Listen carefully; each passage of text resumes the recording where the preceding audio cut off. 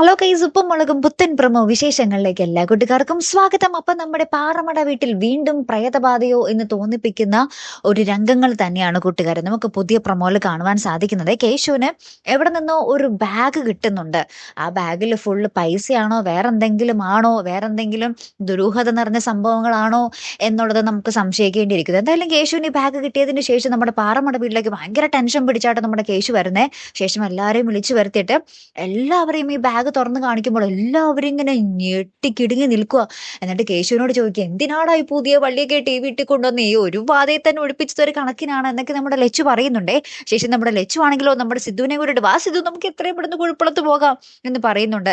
നമ്മുടെ എന്താ പറയാ, കനകാന്റി ആണെങ്കിൽ ഇത് കണ്ട പാടെ തന്നെ തലകറങ്ങി വീഴുന്നൊക്കെ ഉണ്ടേ. പിന്നെ കനകാന്റി നമ്മുടെ ഭവാനി അമ്മൂമ്മയോട് പറയുന്നുണ്ട്, അമ്മ ഞാൻ എൻ്റെ ഊർക്ക് പോണ്, മധുരയ്ക്ക് പോണ് എന്നൊക്കെ പറയുന്നുണ്ട്. അപ്പൊ എല്ലാവരും അവരവന്റെ തടി തപ്പി പോകാൻ ശ്രമിക്കുക. അപ്പൊ നമ്മുടെ ശിവാനി ആണെങ്കിലും ആകെ ഞെട്ടി നിൽക്കുക, എന്താടാ കേശു ഇത് എന്നൊക്കെ ചോദിച്ച് നിൽക്കുക.